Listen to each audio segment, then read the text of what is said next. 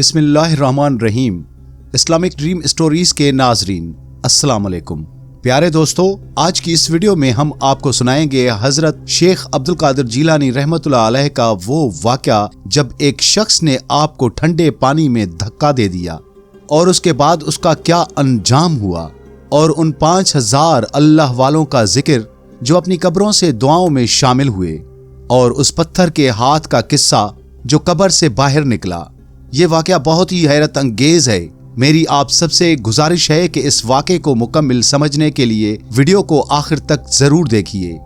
محترم ناظرین، قندیل بغداد، یہ سرکار بغداد غوث اعظم رحمۃ اللہ علیہ کی جوانی کا دور تھا۔ شاگرد کی طرح آپ بھی اپنے قابل استادوں کے سائے میں رہے۔ اللہ پاک نے آپ کو بچپن سے ہی ولایت کا رتبہ عطا کر دیا تھا۔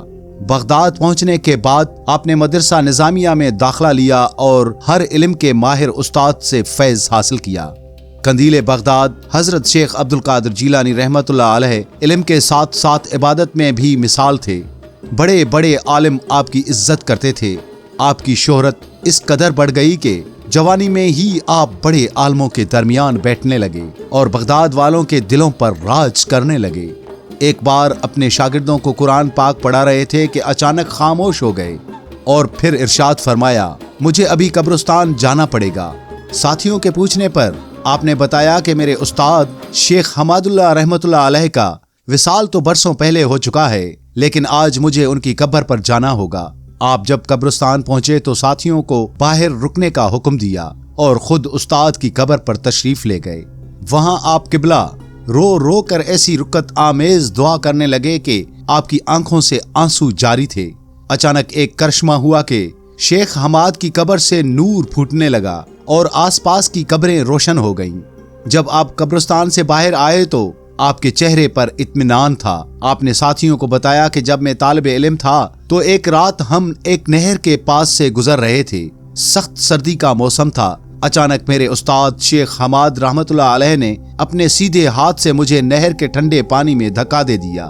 میرے کپڑے بھیگ گئے اور میں ٹھنڈے پانی سے کانپنے لگا، لیکن میں نے خاموشی اختیار کی اور استاد کے آگے سر جھکائے رکھا۔ شیخ نے ارشاد فرمایا تھا کہ عبدالقادر، ہم تمہارا امتحان لے رہے تھے کہ تمہارا صبر کتنا ہے۔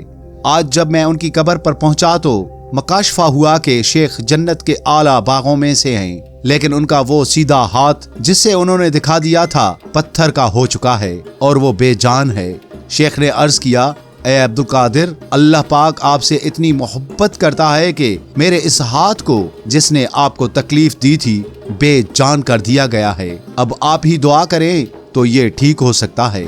غوث پاک رحمۃ اللہ علیہ کو اپنے استاد کی اس حالت پر بہت دکھ ہوا، حالانکہ آپ نے کبھی ان کے لیے برا نہیں چاہا تھا۔ آپ نے اللہ کی بارگاہ میں گڑ گڑا کر دعا مانگی، اے اللہ، شیخ نے میرا امتحان لینے کے لیے ایسا کیا تھا، ان کا مقصد مجھے تکلیف دینا نہیں تھا، ان کے ہاتھ کو دوبارہ پہلے جیسا کر دے۔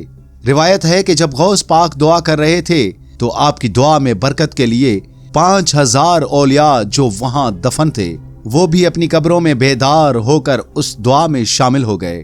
جب اتنے اللہ والوں کی سفارش اللہ کی بارگاہ میں پہنچی تو اللہ کے کرم سے شیخ حماد کا ہاتھ دوبارہ اپنی اصلی حالت میں واپس آ گیا۔ سبحان اللہ۔ اس واقعے سے ہمیں یہ سبق ملتا ہے کہ استاد کا ادب کتنا ضروری ہے اور اللہ کے ولیوں کا مقام کتنا بلند ہے۔ اللہ ان کی خاطر اپنے فیصلے بدل دیتا ہے۔ اس واقعے کا سب سے بڑا سبق یہ ہے کہ استاد چاہے جتنا سخت امتحان لے، شاگرد کو ہمیشہ صبر اور ادب کا دامن تھامے رکھنا چاہیے۔ قندیل بغداد غوث اعظم رحمۃ اللہ علیہ کو ٹھنڈے پانی میں دھکا دیا گیا، لیکن انہوں نے نہ کوئی شکایت کی اور نہ ہی دل میں میل لائے۔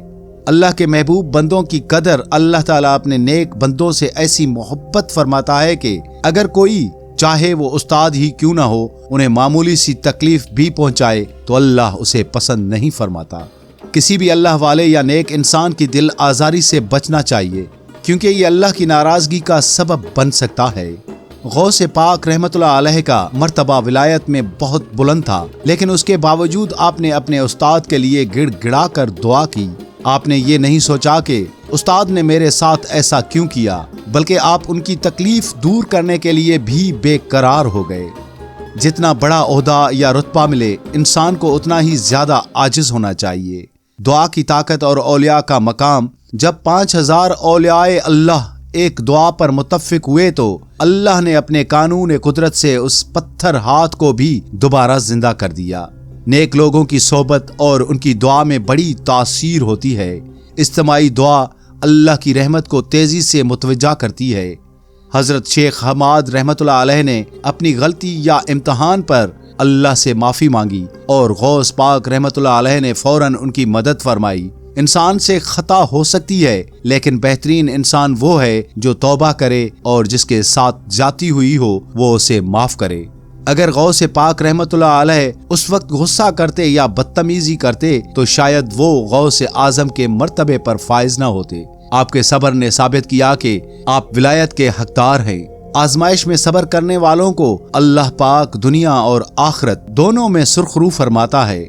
امید کرتے ہیں دوستو آج کی ویڈیو آپ کو ضرور پسند آئی ہوگی۔ ملتے ہیں ایک اور ویڈیو کے ساتھ، تب تک کے لیے اپنے RJ سید عبدالوہاب شاہ جیلانی کو دیجیے گا اجازت۔ اللہ حافظ۔